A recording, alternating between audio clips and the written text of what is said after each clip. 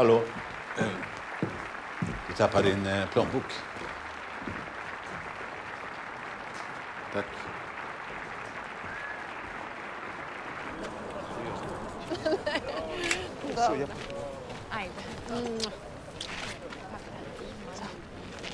Hello. Excuse me. I just want to thank you for a wonderful concert. Ingen problem? Nej, Alex, det är lugnt. Det är ingen fara. Det är okej. Förlåt, vad sa du? Nej, jag ville bara tacka. Jag tyckte det var en fantastisk konsert. Tack så mycket. Tack. Hej. Hej.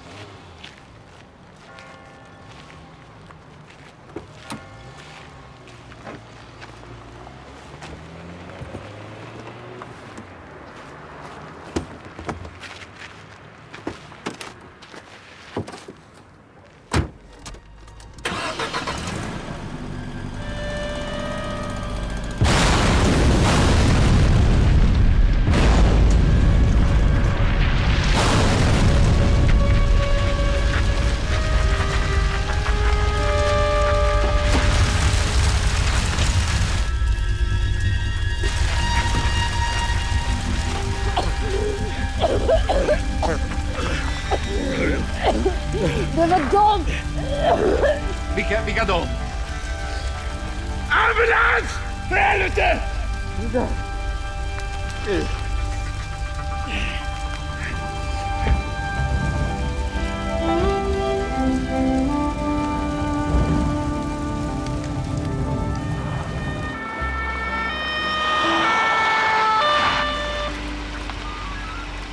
Men borde inte åka till sjukhuset så får de titta på den där handen. Nej, för fan, det där är inga problem. Känner du kvinnan? Nej. Cellist, jag var så konsert och så kom hon ut där och så skulle jag tacka henne så vet fan, det bara small. Kurt, vad har du? Kurt, Ja, jag hittade det här överfallslarmet i hennes bil. kan man få en kommentar på det som har hänt? Vittnesskydd alltså. Ja, precis. Ja, den tillhör Malmöpolisen så jag får väl ta och ringa dem. Gör det. Nyberg, vad säger du? Ja, det luktar Louisdeg. Jag skulle säga 2 hektar felriktat och med alldeles för låga halter av nitrometan. Ja. Hade det skett på riktigt så hade hela parkeringsplatsen gått åt helvete. Och du hade inte gått någonstans. En jävla tur helt enkelt. Du, kör mig till sjukan. Fort som fan.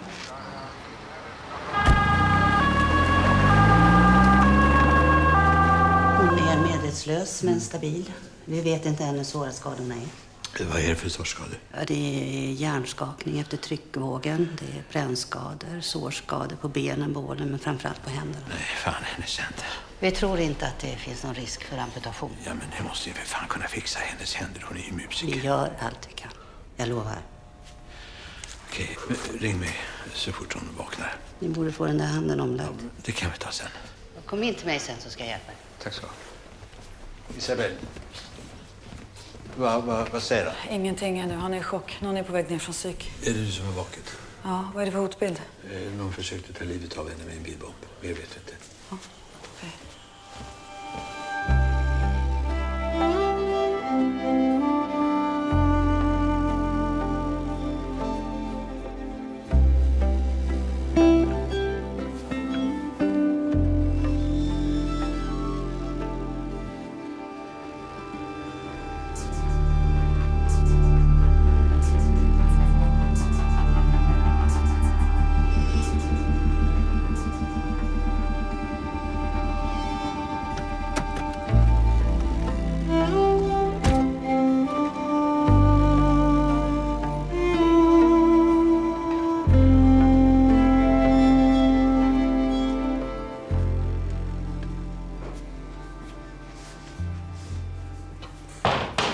Hej. Från kriminalpolisen. Jag söker Irina Konsalevska. Hon ska ligga på avdelningen. Rum 3, där nere. Och vem är jag? Från polisen. Det är en polis där inne också. Tack. Nu har du talat om för mig att det sitter en gubbe där inne också. Tack för hjälpen. Nästa gång, kräv att få se en legitimation. Ser ut så här. Jag har ingen från polisen i Ystad talat om sånt för dig. Dörren till avdelningen är ju inte ens låst.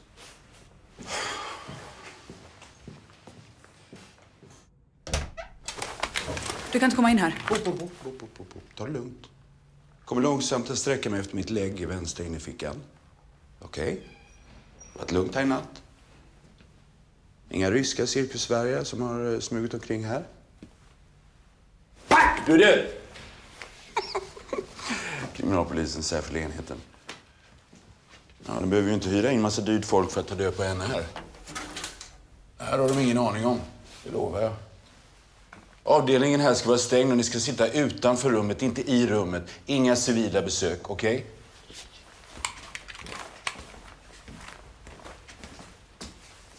Och vi har aldrig haft det här samtalet, förstår du? Ja. Leker med de stora killarna nu. De stora tjejerna och killarna, menar jag förstås.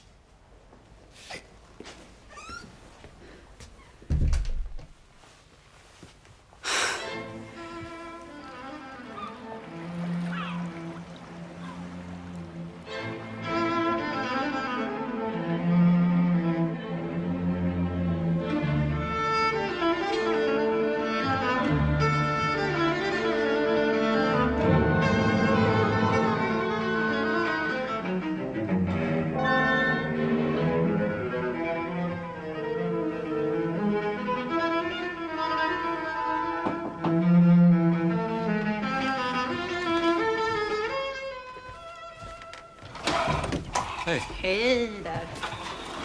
Dagens hjälte räddade kvinnlig musiker ur bilexplosion. Ja, du behöver inte läsa, du behöver bara titta på dig själv och njuta. Men här skulle mamma ridit ut och sparat. Jag har fått veta en del om den där kvinnan. Jag blev uppringd av en åklagare från Malmö sent igår kväll och han frågade om jag visste någonting i och med att attentatet skedde här. Så nej, det gör jag inte. Men i och med att han ringde mig så frågade jag såklart vad han visste. Då berättade han att Irina Konchalevska är under vittnesskydd. Hon är huvudvittne i en mordutredning med kopplingar till ryska grupperingar. Och så sätter man på henne överfallslarm. Jag vet inte. Han kunde inte säga något mer för det är hemligt och förundersökning pågår. Vem är åklagare? Karl Assur. Vem leder utredningen? Ingen aning. Malmöpolisen.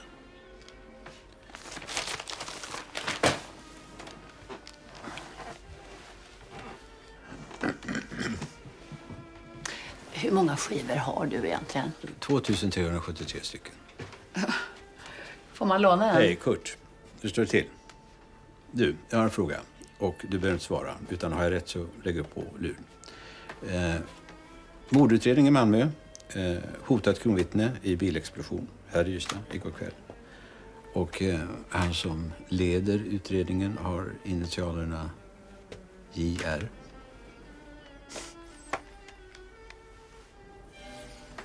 Jens Ries. Jens? Ja. Har du jobbat med honom? Nej. Vi har aldrig... Nej, inte jobbat. Vi träffades under en period. Träffades? Vad ska jag säga? Jag vill inte säga mer. Nej, då gör jag inte det.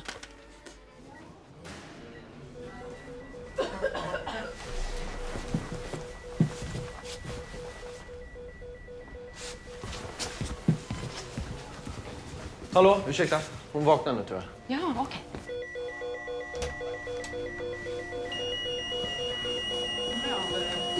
Okej, hon vaknar upp. Gör i ordning en 10 milligrams morfininjektion och sätt på ett fentanylplåster. Tack! Fort! Innan hon förlorar medvetandet igen.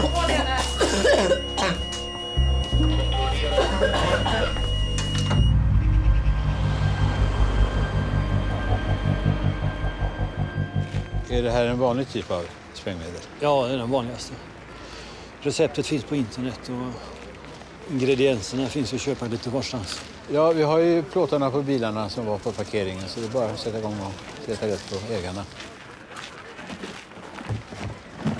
Ja, man får väl ut en sprillans ny fiol på försäkringen. En ny? Ja, den är gammal ser du väl? Ja, men du vet, allt gammalt förlorar inte värde med åren. Men som du och jag sticker till Malmö och hälsar på Jens Ries och du tar hand om bevakning av Irina. Ta Pontus Isabel till. Ja, Ja, tycker du att det är en passande uppgift för aspiranter? Egentligen inte. Men med en så rutinerad polis som du så går det säkert vägen. Ja. Ja, men vi har ett försök.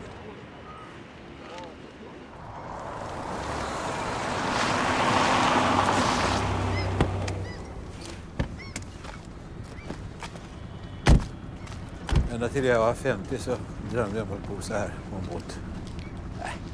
Jävla massa jobb. Larvigt. Tycker du? Åh, magic.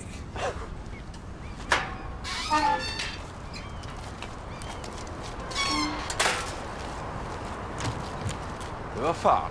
Halva Ystad polisdistrikt ut och åker. Han lämnar stan obevakad bara för att hälsa på mig. Visste du att vi skulle komma? Nej. Såg vi vid grinden. Övervakningskamera. Tjena. Tjena. Jag kommer ombord. Slå er ner.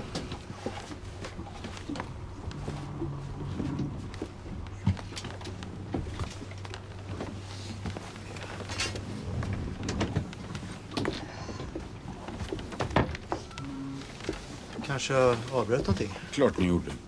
Du, jag ringer sen. Ni är här för hon fiolspelaren? Ja, cellisten, ja. Irina Konsalevska. Antar ni vill att vi ska ta över det här? Inga problem. Sprängattentatet kan ju helt klart kopplas till vår utredning. Vi vill inte alls att ni ska ta över det här. Okej. Vad vi förstår så har den här bilbomben i Ystad att göra med en rättegång som Irina ska vittna i. Vi erbjuder dig hjälp i den här soppan. Ta emot den nu. Du kan betrakta oss som dina assistenter. Och vem leder förundersökningen i sådana fall? Min man eller er? Vår förundersökning är redan igång. Den leds av kammaråklagare Katarina Arsell i Ystad. Katarina? Hej pappa. Hej Gulle.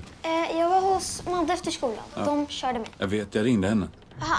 Puss, puss. Okej. Det är en mordutredning. Mannen som sköts eller mer avrättades är exilryss.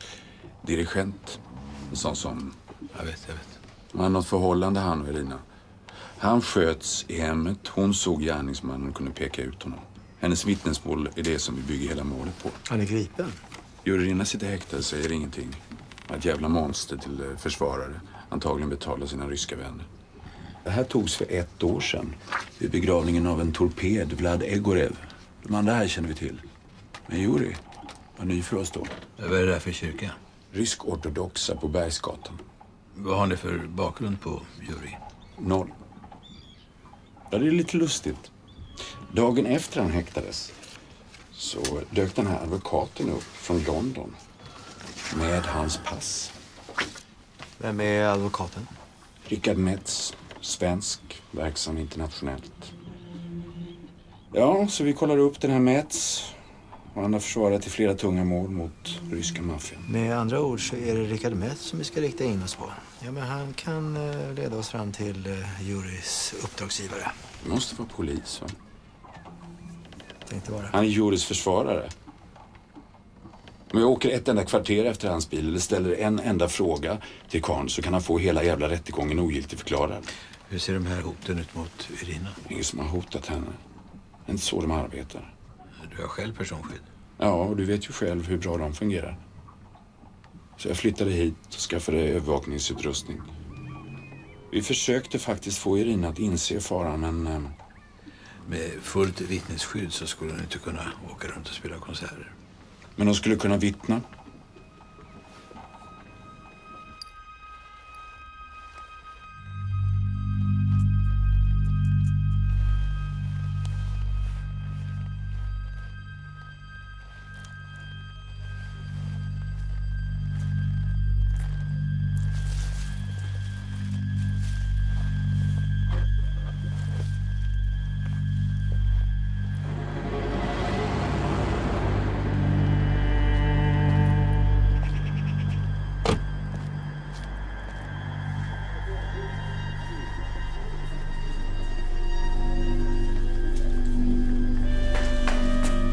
Ska lämna de här till avdelningen.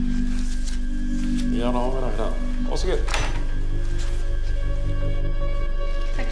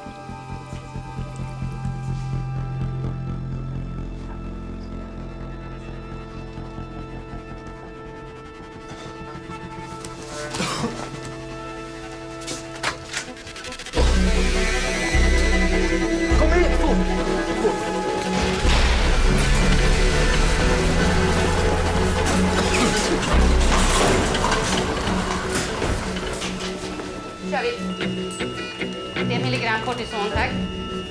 Ja, tack.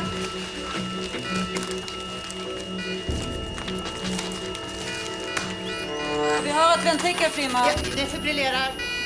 Undan! Skjut!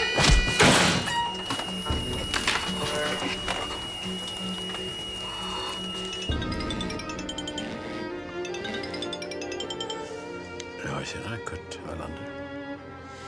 Läget är kritiskt, men vi tror att hon kommer att klara det. Vi fick ut henne därifrån i sista sekunden. Jag ska tala med min personal om vilken säkerhetsnivå som gäller, så får du tala med ditt folk.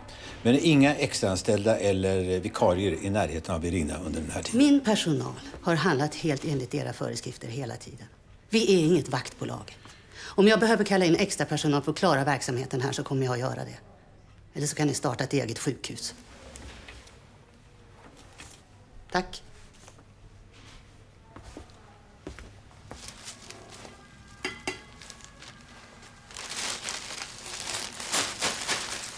$175, 180 sa du?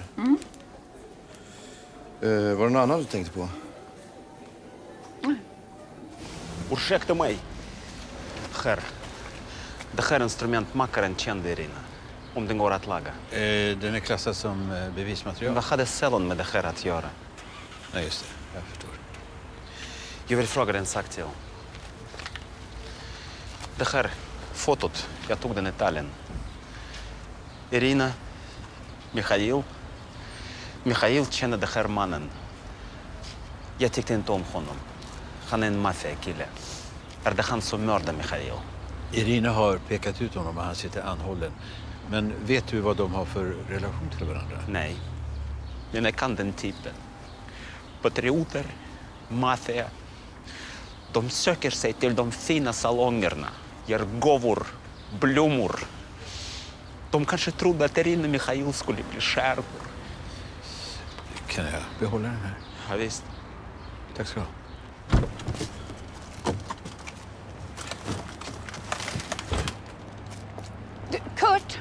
Kurt! Du, hej.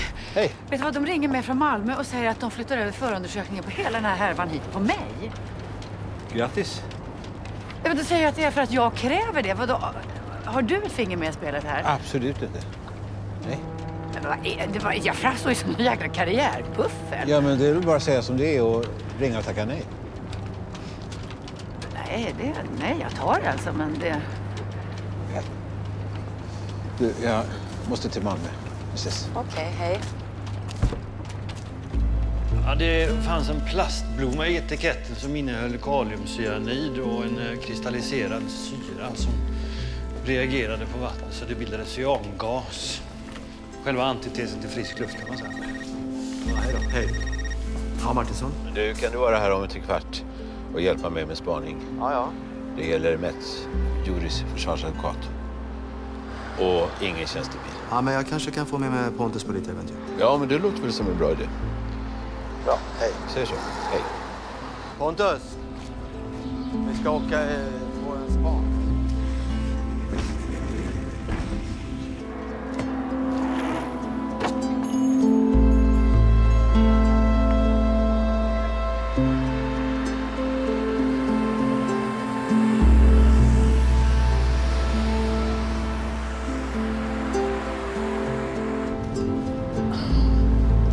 Borde du inte skriva ett papper om du tar din egen bil? Men det är Svartmans bil. Jag fick låna den för att köra ett ärende ifall jag lovar att vara försiktig med den. Ja, då blir det inga biljakter med andra ord. Nej, dessutom måste vi vara tillbaka innan dagis stänger. Okej. Skulle du kunna ta en titt på det här? Jag vet inte om du vet vad som har hänt i Irina Konchalovska. Vem är du? Ja, förlåt. Kurt Wallander. Polisen. Tror att du kan laga den, fixa den. Jag tror att de skulle behöva den. Kom med här. Tack. Ja, en förbannelse att födas med en talang som Irinas. Man behöver investera i ett instrument som det här. Ja. Det tog många år innan hon hittade den. Betalade en förmögenhet. Ja. instrumentlån, givetvis. Men Tror att den går att rädda? vi ska se. Jag löser det. Vad det än kostar. Du är en av dem. Bra. Om du gör vad du kan för att ta de som har gjort det här så ska jag göra vad jag kan. Och inga pengar behöver byta ägare. Ja, varsågod. Se dig omkring.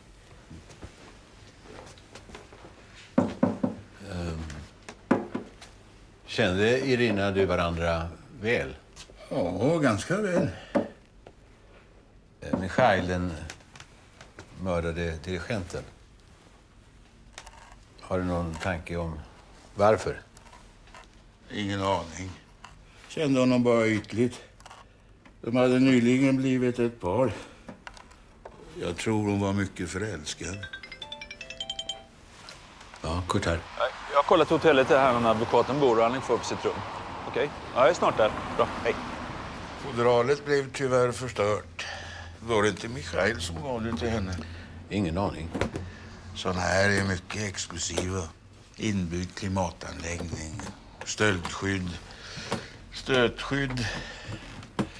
Tyvärr så blev värmen för hög den här gången. Musiken var allt för henne. Att skydda sitt instrument. Ja, man önskar att de hade rätt att skydda sig själva. Du, tack ska du ha för hjälpen. Det var så lite. Hej. Lycka till. Tack. Alex.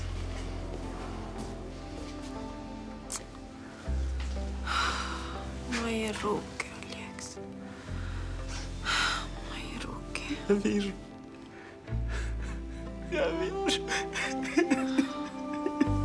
Алекс, не плачь.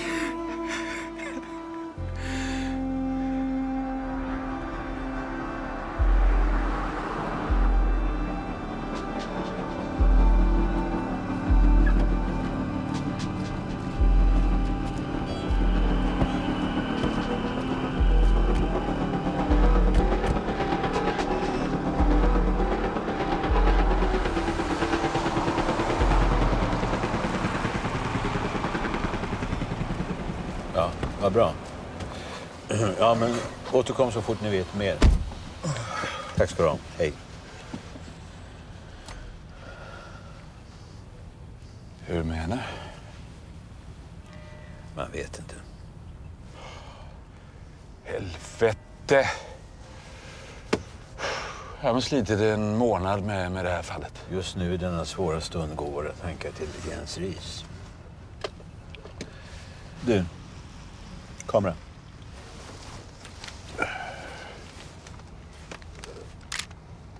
Jag tar det strax. Då så kör vi. Helvete. Ja, såg han dig? Han såg oss. Det är bra. Han ska se oss. Fan.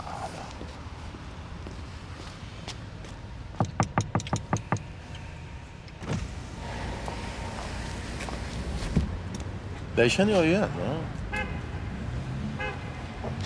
Är du också polis? Ja, just det. Vem är du? Rickard Metz, försvarsadvokat. Så ni är från polisen? Ja, just det. Varför står ni parkerade här? Vi arbetar. Jaha. Och just nu så stör du oss i vårt arbete. Ber så hemskt mycket om ursäkt.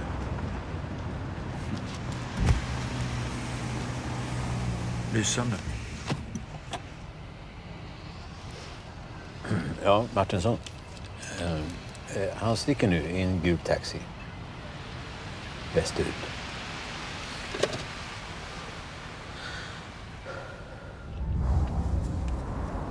Det kommer jag. Kör.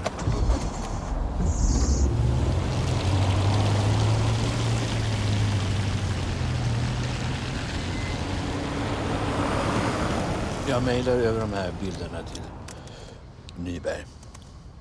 Kommer du in på något nätverk då? Hotellet kräver lösen. Du kan inte sticka över till receptionen och fråga vad det är för lösen. Visst.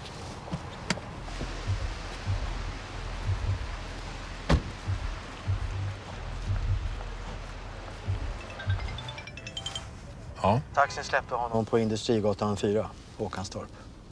Ja, han gick in i någon slags lagerbyggnad, G&G AB. Ja. Vänta, det kommer en bil här. Vi hörs sen. Såg du skylten? GOR 741.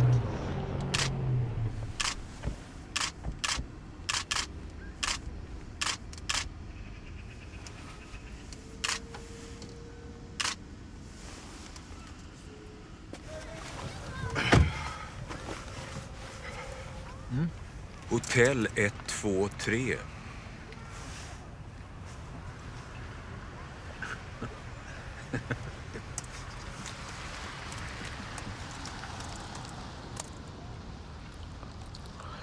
Du förresten, Katarina hälsar och tackar. För vad då? För att hon fick ta över utredningen. Och? Jag läste hennes ansökan. Men du har en jävla snygg namnteckning. Tack.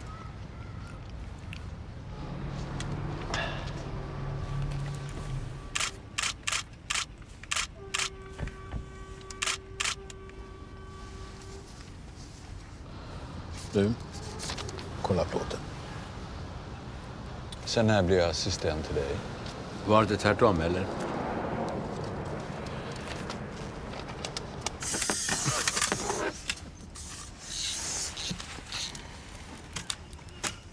Nej. Det har varit en timme nu. Måste åka tillbaka snart. Svartman ska ju hämta på dagis. Nej, du får ringa och säga att bilen är på spaningsuppdrag. Ska jag ringa? Det var ju du som... Du, låg det inte en korvkiosk här borta? Ja. Är du sugen på något? Vi kan inte lämna platsen, eller? Nej, men en sitter kvar och en går bort. Det kan inte vara mer än 10 minuter. Okej, jag tar en vanlig grillad. Ska jag gå? Ska jag gå? Nej, jag kan gå. Ring om det är något. Du, minneskortet håller på att ta slut. Har vi fler? Tack.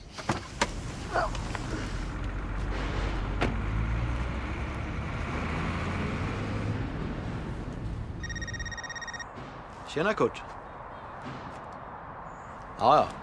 Men just nu är jag och provianterar. Men ring Pontus. Ja, det är bra. Hej.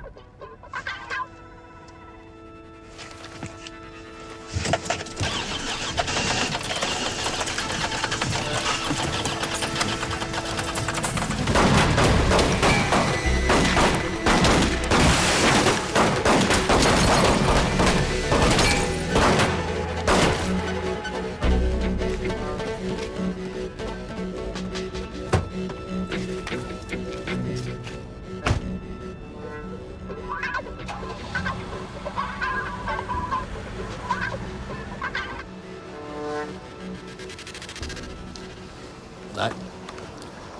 Han svarar inte. Vi sticker dit.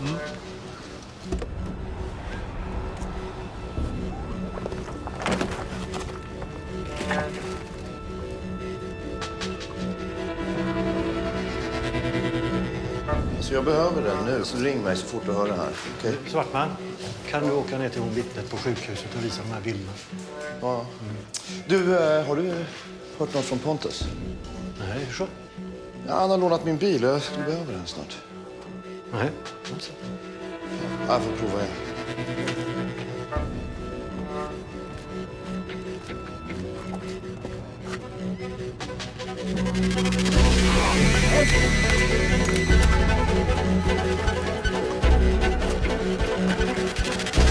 Pontus!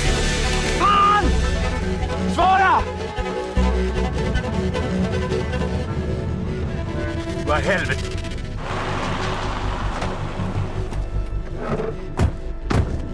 Ambulans är på väg. Hjälp mig att stoppa blödningen. Vad är det som har hänt? Vad var det på bilderna? Ja, det var från en spaning som Kurt och Jens hade gjort på några torpeder i Malmö. Pontus är skjuten. Pontus, de säger att det inte är någon fara. Det kommer bli bra. Såg du vilka det var? Såg du någonting? Det var 2 stycken. 2? De finns på bild i handskfacken. Okej, precis.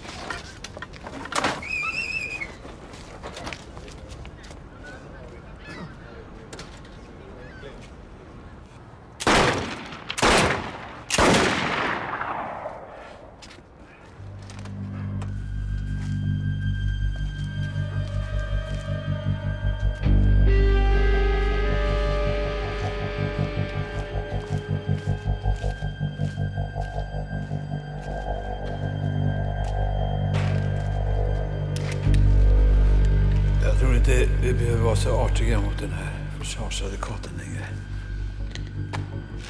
Kom så sticker vi.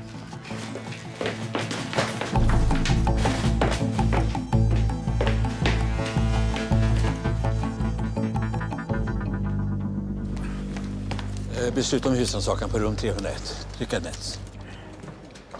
Det är telefonnummer. Ja, hon som svarar på det numret sitter i denna stund och skriver ut beslutet. Okej. Igen. Okej, du tar hissen, jag tar trapporna. Bra.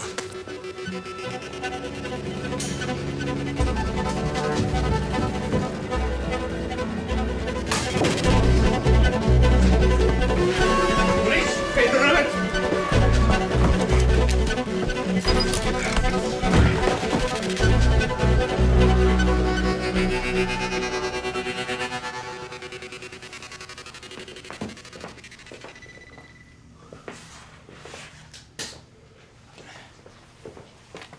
Ingen packning. Ingenting. Tomt. Brända jordens taktik. Bränna och förstöra allt som kan utnyttjas av motståndaren. Han visste för mycket.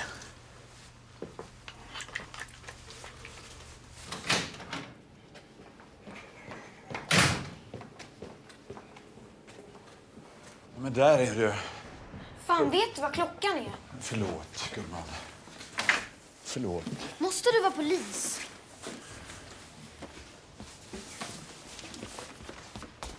Tänkte du sitta där resten av dagen eller vad då?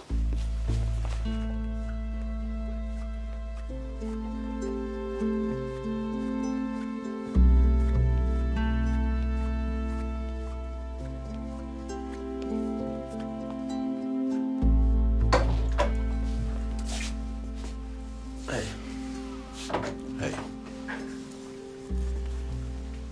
Ja. Vi är jävligt ledsna för det här. Det var inte Martinsons fel. Nej, jag vet det. Det var mitt fel.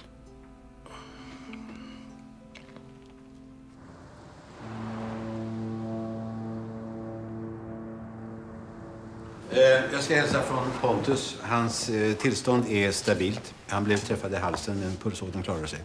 Han hade västen på sig, vilket räddade hans liv. Och från och med nu bär alla väst alltid, även du, Katarina. Och ingen agerar på egen hand utan att få det sanktionerat av Katarina eller mig. Är det klart? Bra. De här 2 personerna är skjutna. Den ene har identifierats som han som överlämnade blommorna på sjukhuset i receptionen. Och det finns en teori att det kan även vara de 2 som riggade bilbomben. 2 fiaskon med andra ord. Bägge avrättade. Samma öde drabbade den här mannen som heter Rickard Metz, som är försvarare av jury. Vi hittade honom på ett hotellrum, strypt. Ingen plånbok, inga ID-handlingar. Katarina, har du fått någon kontakt med de ryska myndigheterna? Ja, det har jag. Leb Munchin. Han anses vara en av huvudmännen i en gren i ryska maffian. Och Juri Rina, som sitter häktad, är Lebs son. Leb är aldrig tidigare straffad.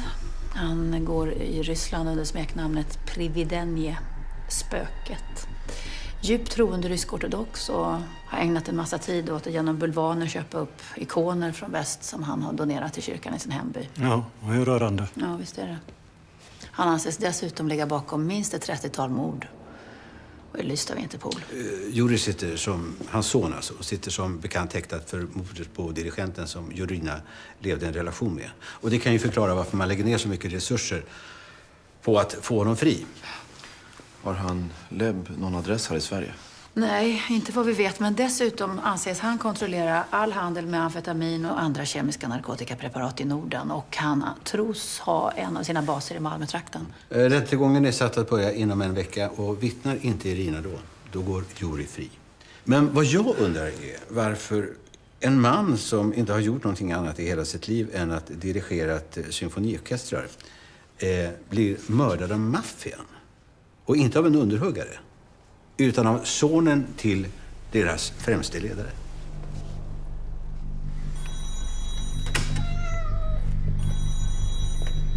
Да. Новый здесь. Нет. Они уехали. Потому что они не годились.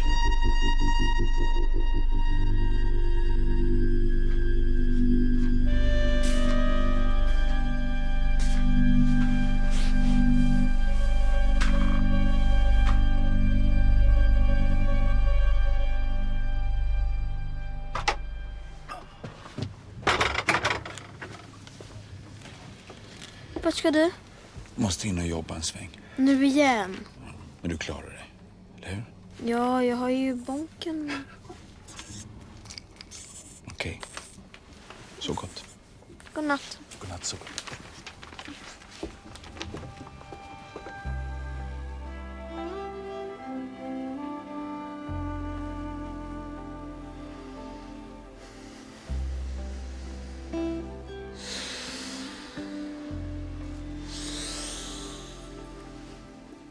Vem är du? Jag är polis. Vi har pratat vid tidigare. Jag var och lyssnade på din konsert. Jag var där innan bomben när det smällde. Jag är ledsen. Jag minns inte. Jag har pratat med läkaren nu.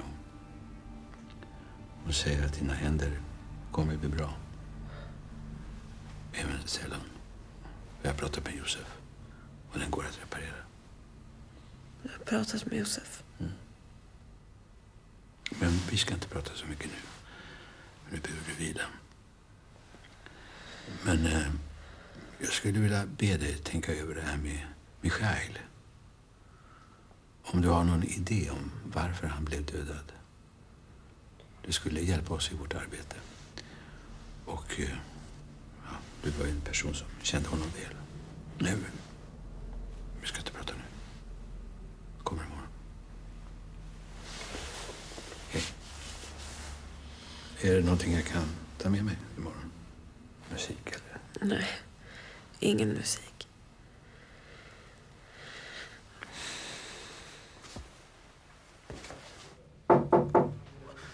Ja.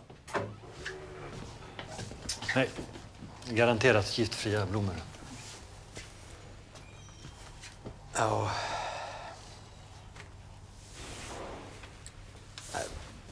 Förlåt, Pontus. Jo, jag tänkte om du kanske orkar skriva på den här. Det är en skadanmälan på bilen. Ja, för försäkringen. Det blev ju en del skador.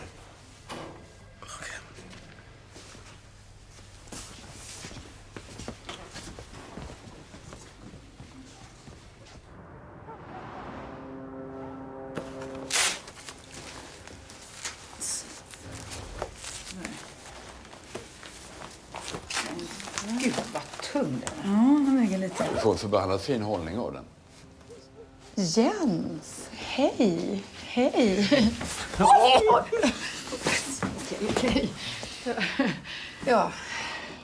Hej. Hej, hej. Du, tack så jättemycket. Jag tror vi är klara för idag då. Ja. Tusen tack för hjälpen. Ja, nej, godnatt. Ja, godnatt. Hej.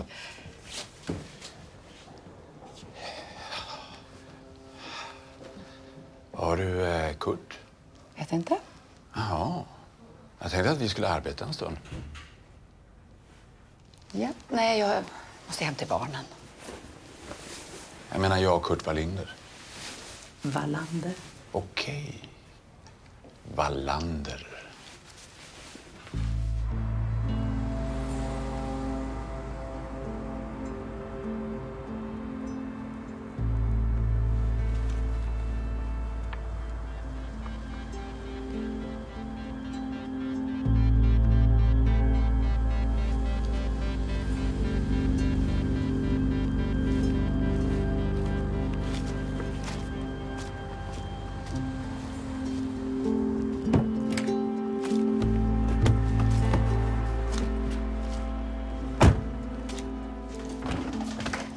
Men på. Även på de bästa polisstationerna. Nej, det är bra för mig, tack. Det är bara 2 saker som jag ångrar i mitt liv. 1. Att jag inte köpte aktier i SE-banken 92. Och 2. Att jag gjorde slut med dig.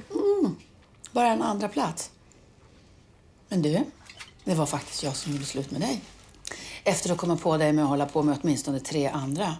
Var det verkligen så? De minns inte jag. Det är bara det jag minns. Fan, kommer du ihåg när vi skulle åka till Mongoliet? Du, jag satt i 3 timmar på Arlanda och väntade. Du kom aldrig? Nej. Jo. Var det verkligen så? Ursäkta. Hej, Ursäkta att jag stör. Skulle ni kunna komma och titta på en sak?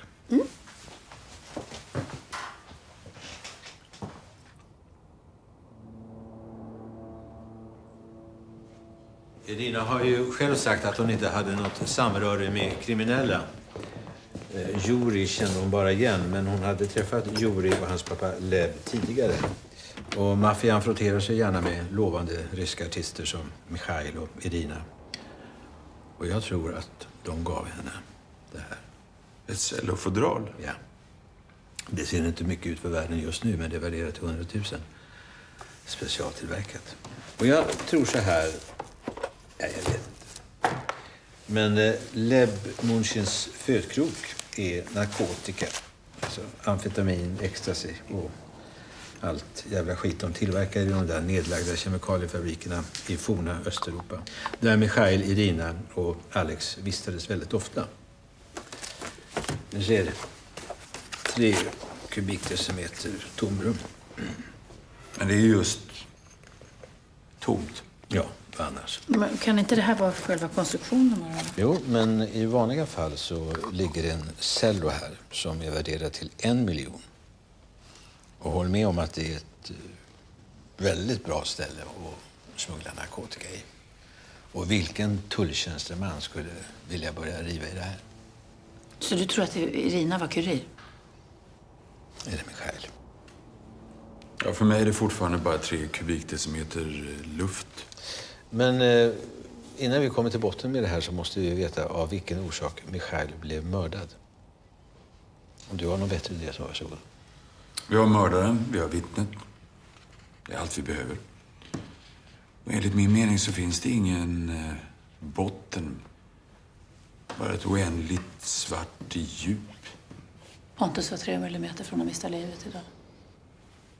Irina har överlevt 2 mordförsök.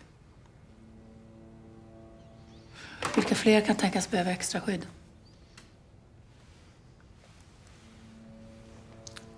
Vi 3 här i rummet, skulle jag säga.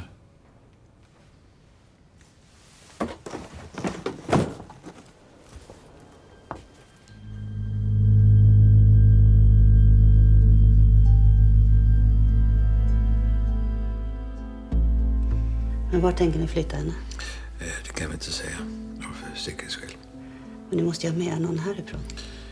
Ja, du får ge oss ett apotek eller en kurs om hur vi ska sköta henne. Om det händer henne något. Hon ska vittna i mordrättegång. Vi är rädda att de försöker igen. Okej.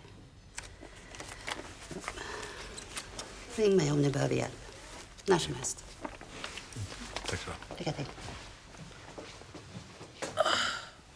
Jag kan gå själv. Doktorn säger att du inte ska gå själv. Så försiktigt nu.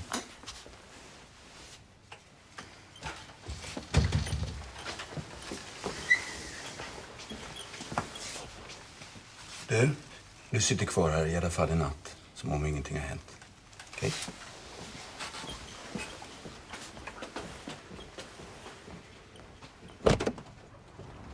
Nej, jag stannar hemma. Ja.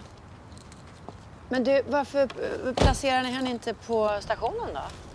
Eller till och med på häktet? Men du vet, ju färre som vet desto tryggare är hon. På sådana där ställen kan till och med städpersonalen vara säkerhetsrisk.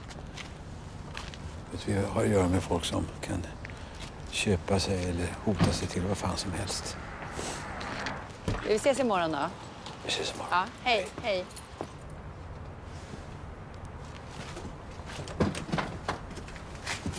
Okej.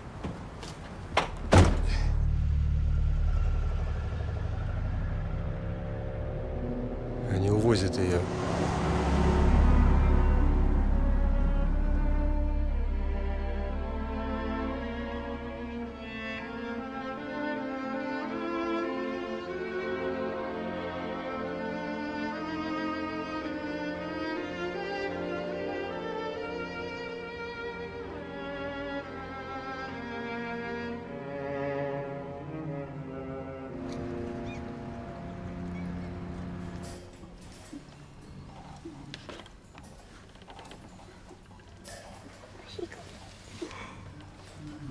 Hej. Hej. Jag ger bocken mat. Ja. Oj, vad smulig jag var. Jag gillar kakor. Ella, kom nu. Nu måste vi åka till skolan. Ja. Hej. Hej. Kurt är kvar. Okej. Är du okej? Ja, det är okej. Tack.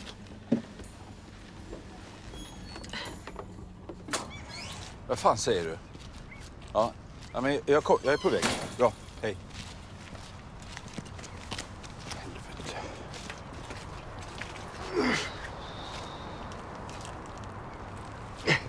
Och så väntar du på mig efter skolan i lärarrummet tills jag kommer tillbaka, okej? Orka, hur länge måste vi hålla på så här? Jag vet inte.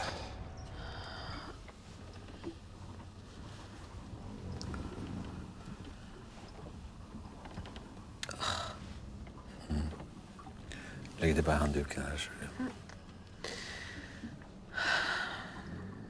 Kan du röra den?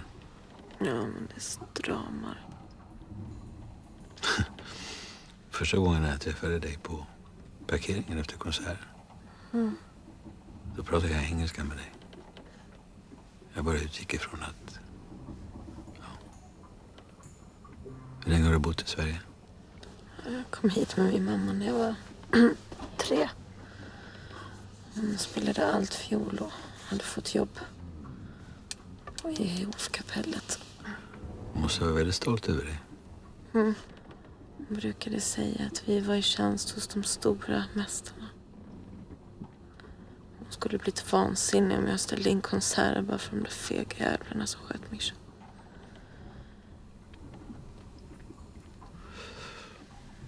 Kommer du ihåg igår att jag bad dig att du skulle tänka lite över varför du tror att Michail blev dödad? Ja. Är det några tankar som har dykt upp? Nej.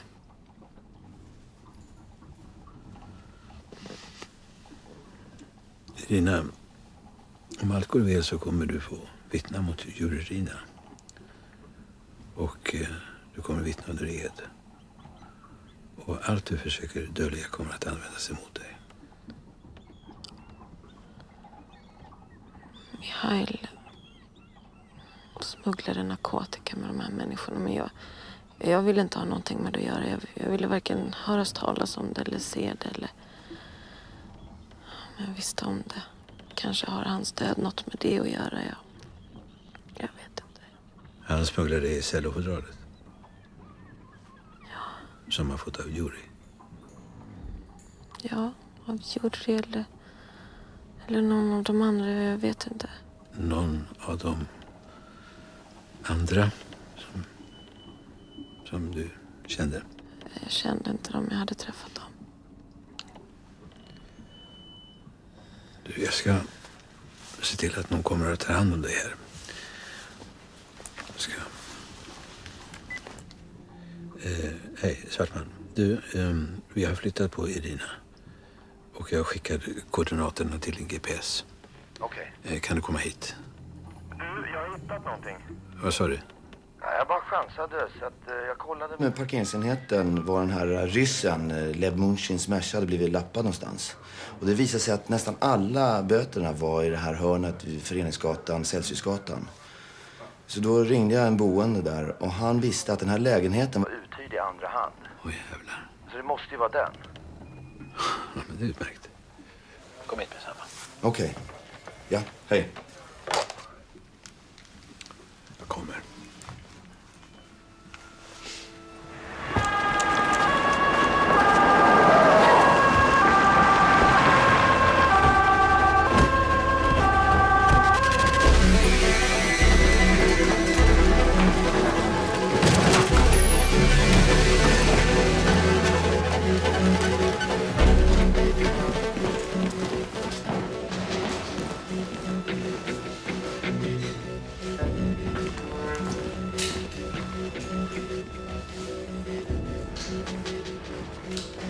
För sent.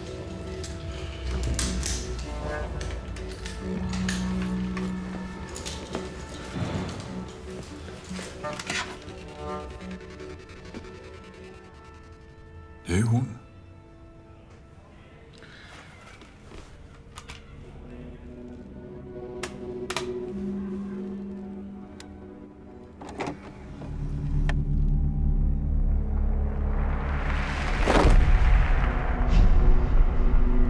Jag har träffat honom förut. Han var på konserten. Han ville lyssna på hennes sista konsert.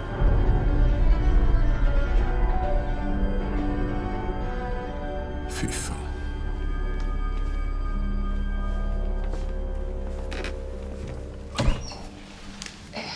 Hej. Kom in. Ja, helst om du skulle vilja komma hit.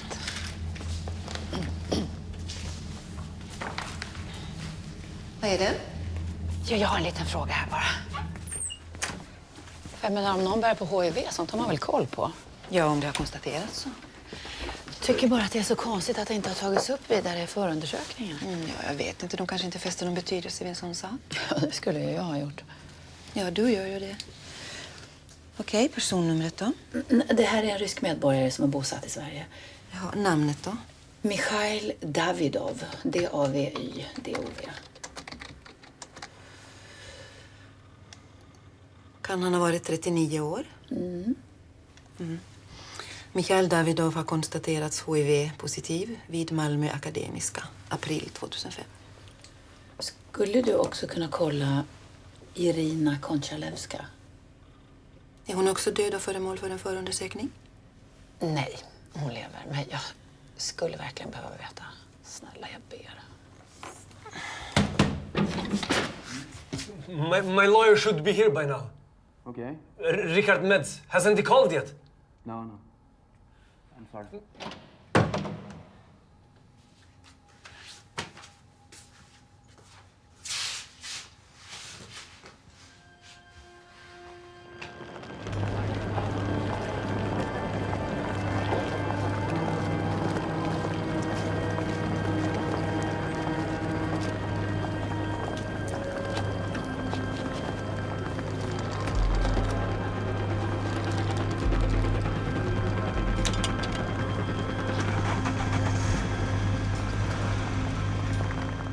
Mikhail upptäckte sin HIV-smitta 2005.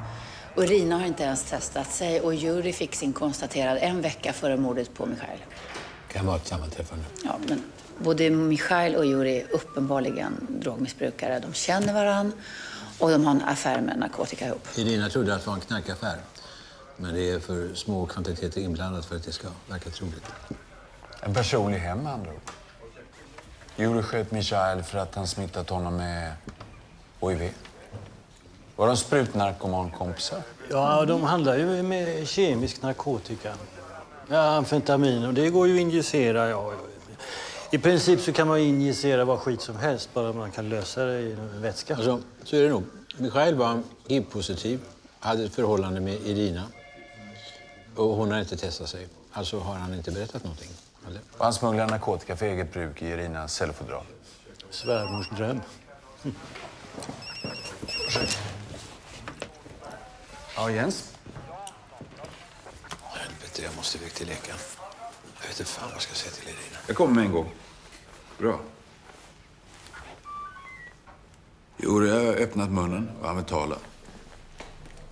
Med en polis. Okej, jag kommer så fort jag kan.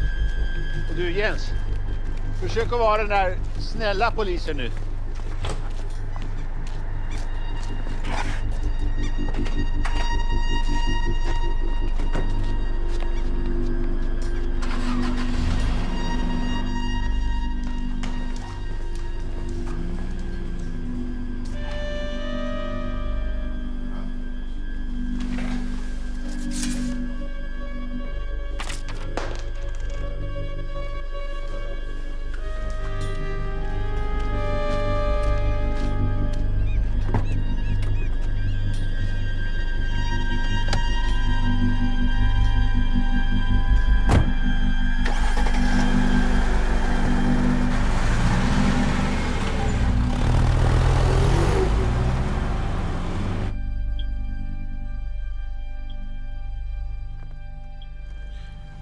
So, you wanted to talk to us about something? Turn it off.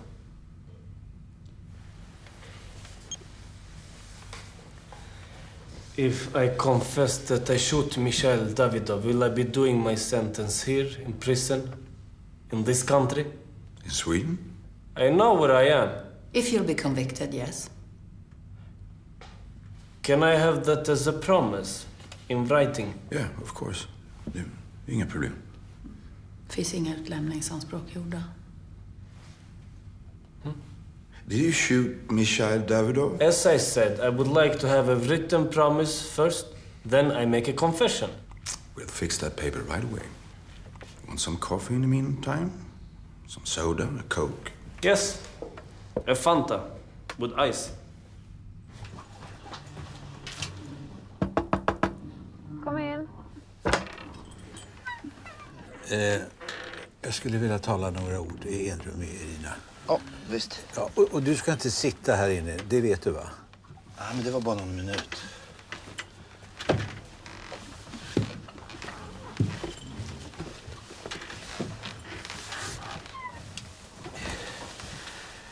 Visste du att Michail var HIV-positiv? Va? Att han var smittbärare HIV? Nej. Nej, han var inte HIV-smittad. Jo, det var han. Han fick det konstaterat för 3 år sedan. Men det var ju innan ni träffades. Det skulle han ha sagt om han... Ja, men det gjorde han inte. Men han borde ha gjort det. Några frågor om Michail. Droger. Injicerar han? Nej, Säkert. Michail var inte någon narkoman. Han var livrädd för sprutor. Han kunde inte ens... Vet du hur sexuellt aktiv han var? Vet du om han var ihop med någon man? Du menar om han var bisexuell? Ja. Ja, han hade haft relationer med män tidigare. Med Juri Rina som sköt honom? Va? Vet du om Juri var homo eller bisexuell? Juri? Ja. Vi har konstaterat HIV-smitta även hos Juri, så vi kan ju inte utesluta samband. I hans kretsar så dödar de homosexuella. Det finns inte. Det går inte att utesluta, det kan ju finnas som överallt annars. Ja, jo, visst. Men jag har aldrig hört talas om det. Jag har pratat med en läkare. Och du ska få gå dit och ta blodprov. Ja, ja, hej. Ja, det är bra. You arrived to Michail's house in the morning. What happened? I went up to his floor and I rang the bell. Ding dong. I shot Michail through the door. Then I took away in the car. Once again, Why did you kill him? It's none of your concern. I think the answer to that question is part of a full confession. That was my confession. Why, Yuri? It's none of your goddamn business why. We need to know Tell why. her to shut up, huh? Shut up! Jens! För helvete! Answer her question. You Swedish cops are faggots, all of you. You don't got the balls to kill.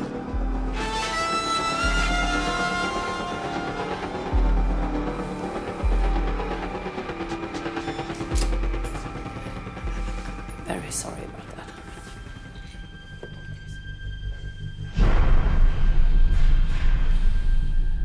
Mikhail hade oskyddat sex trots att han visste att han var HIV-smittad. Det var därför han blev dödad. Det var ett hämndemord eller ett svartsjukedrama. Och jag tror att Yuri och Mikhail hade en sexuell relation.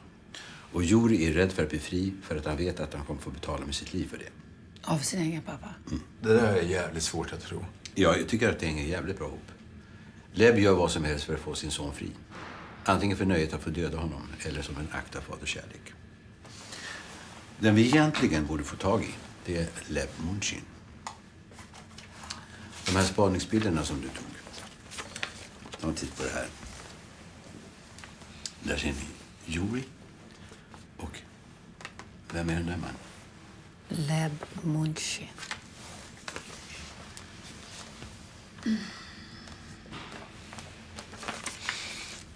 Vad sa du att den där kyrkan låg?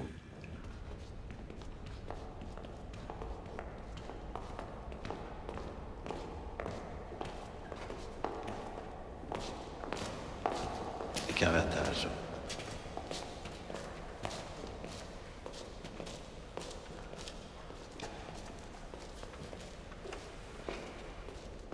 Kurt Wallander, Ystadspolisen. Jag har några frågor. Jaha.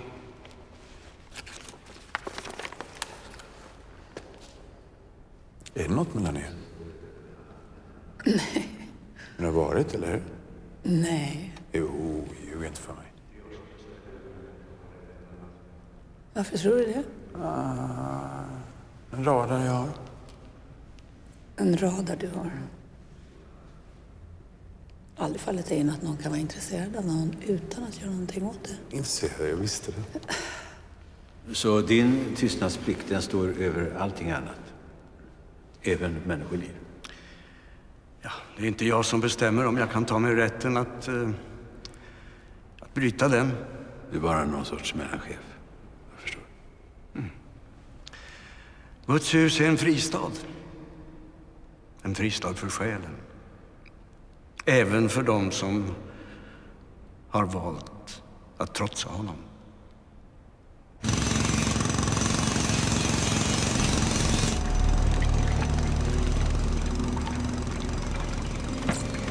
Ja, men var du med på gympan då? Var det det? Bra. Men du kommer ihåg då att ta upp handduken med gympapåsen. Sen är du den på handdukstorken. Jo, men gör det på en gång. Man ska börja lukta.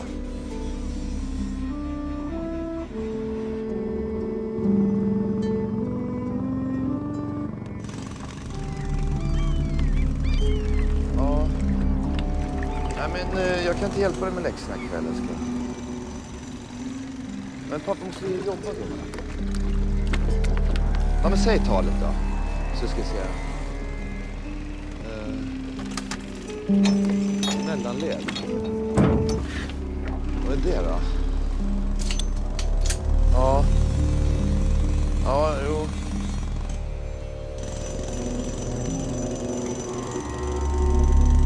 Är vackra de här? Ja. Dyrbara? Inte särskilt. Inte de vi har här ute. Var kommer de ifrån? Ja, det är mestadels gåvor från församlingen. Insmugglade?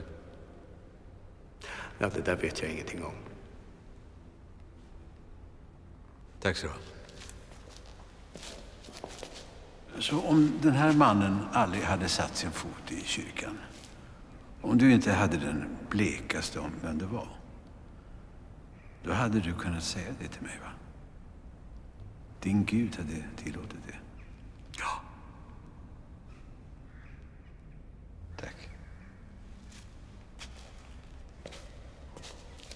Han känner honom. Det är såklart. Kanske det är Lev Munchin som har donerat till kolmålningarna. Och så har han fått en fristad här i kyrkan. Men varför skulle han stanna kvar här i Sverige och gömma sig? Därför att Yuri finns kvar här. Lev Munchin är gammal, 70 år. Hans karriär är över. Och om Yuri hamnar i fängelse så kanske han aldrig får se honom. Åtminstone inte i frihet. Kanske inte alls handlar om faders kärlek. Jag menar, din teori grundar sig mest på att du har sett en bild på Yuri i Levs plånbok. Ja, räcker inte det.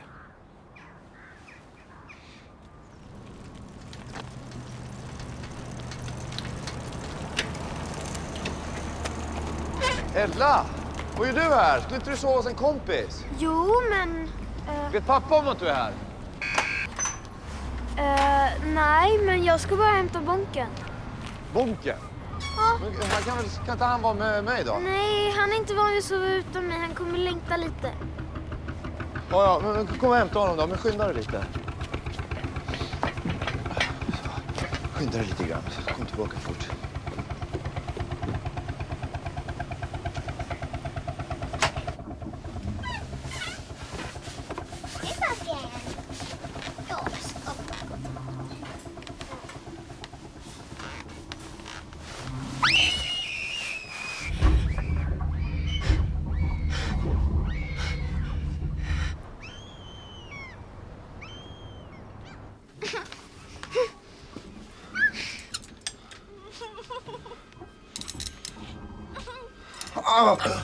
Where is she? I don't know.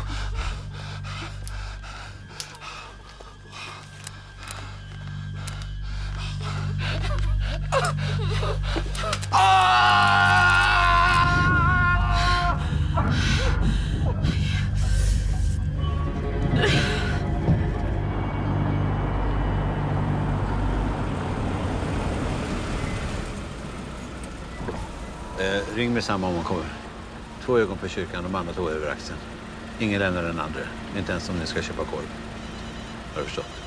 Okej. Bra. Hej. Hej. Hej gumman, hej! Pappa! Mamma är... Ring Irina to the boat within half an hour. Or we kill the girl. Vad ska du Jens? De jävlarna har tagit Ella. De är på båten, de har tagit Ella. Kom, vi sticker.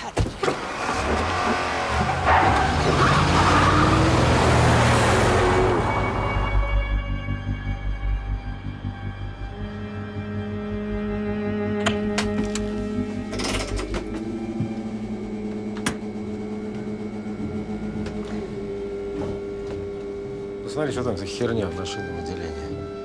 А.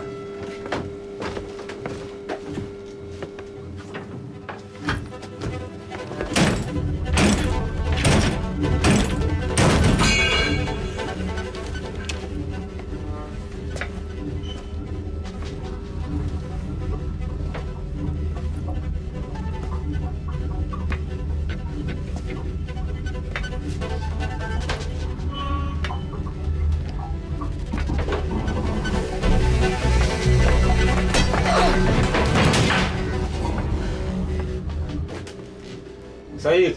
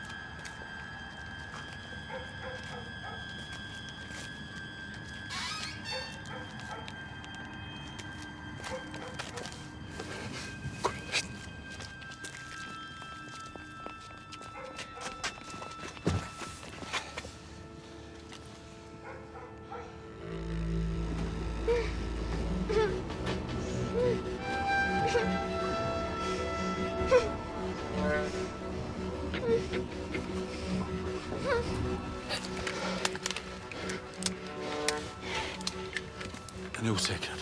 Vänta nu, har du licens på den där? Ja, men det spelar för fan ingen roll nu. Det spelar en jävla roll om hon avlossar den. En åklagare. Har du haft en sån där förut? Så här. Fattar den med bägge händerna och räkna med att du missar.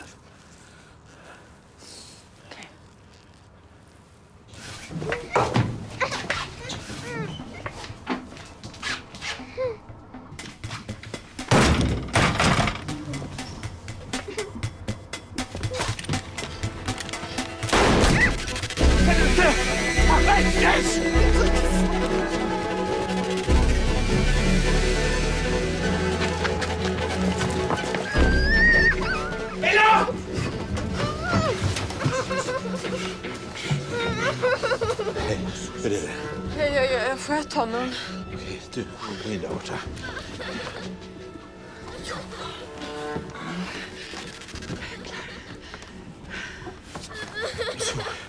Så, det är lugnt.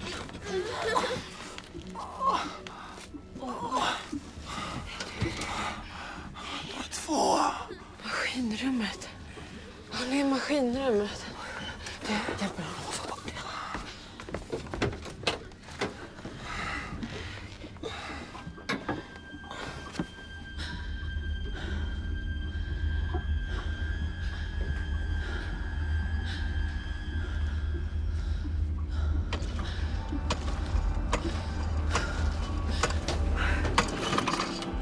Stilla!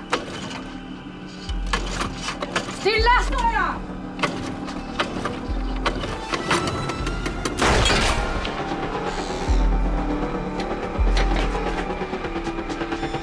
Jävlar du, jag sköt.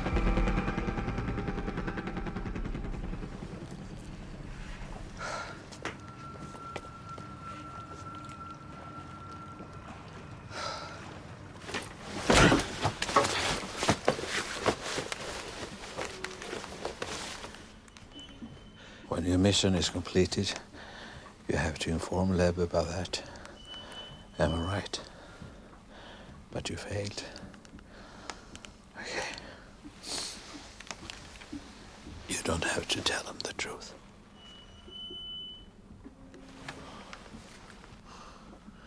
Ирина, не будет играть на твой похоронах, Leb. Vad sa han? Irina kommer inte spela på din begravning, Leb.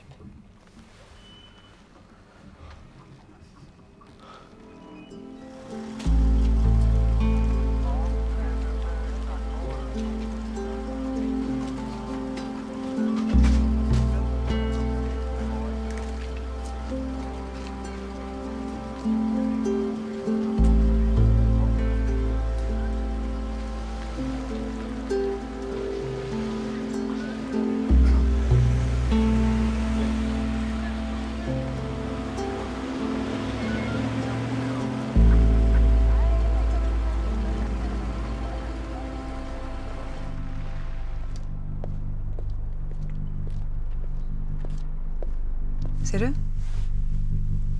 Spöke. Ja, Kurt här. Tjena. Ja, han är här nu. Stanna där. Jag kommer. Okej.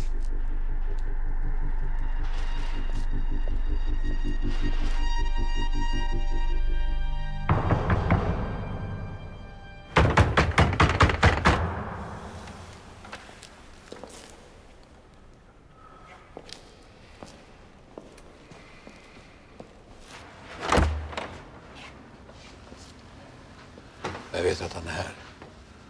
Jag vill tala ostört med honom.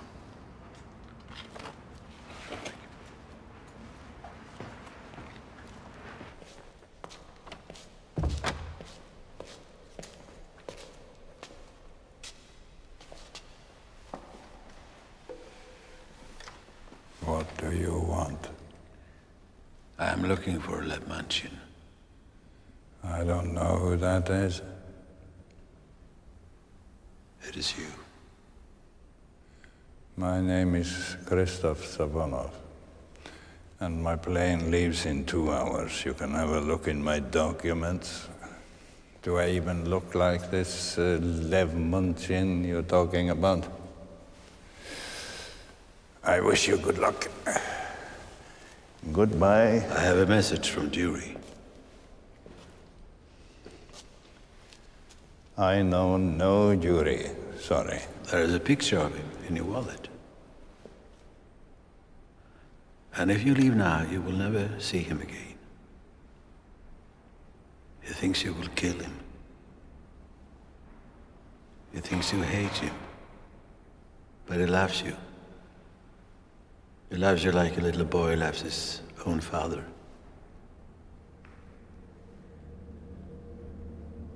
But maybe you do hate him. You are wasting your breath. Irina won't play at your funeral, Leb. She's booked for a concert at the end of this month. If her hands are healed by then. And if you want to see Joe again, you have to come with me. And I promise I will do everything I can for you to do your time together. The time he has left.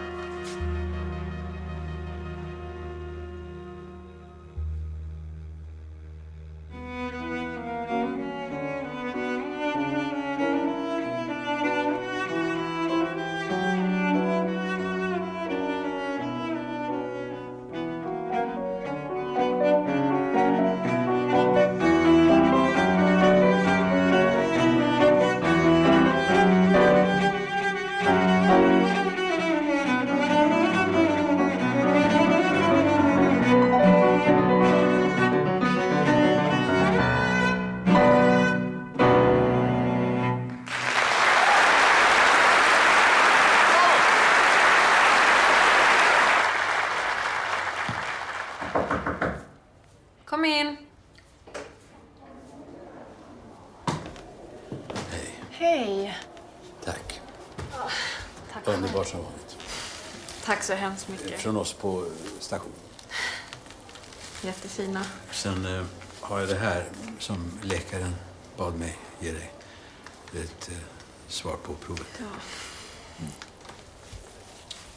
Vill du att jag ska stanna eller ska jag gå? Stanna gärna.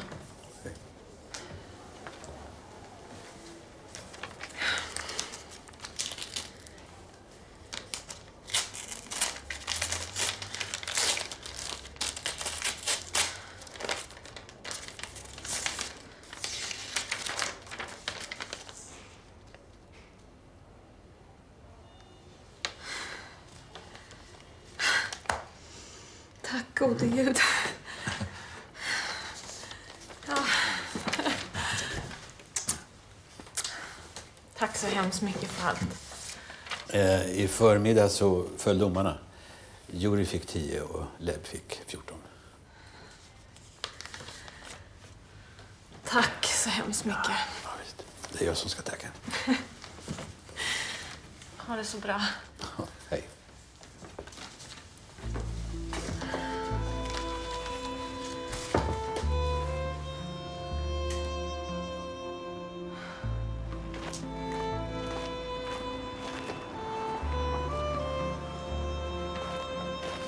Exit Irina. Kommer ni ses igen, tror du? Ja, sånt vet man inte. Men jag har i alla fall hennes skivor. Jag smygtittade på dig när hon spelade. Hon fick dig att le. Vad menar du? Ingenting. Lite avundsjuk kanske. De andra snackar om att gå på krogen. Följer du med? Ja.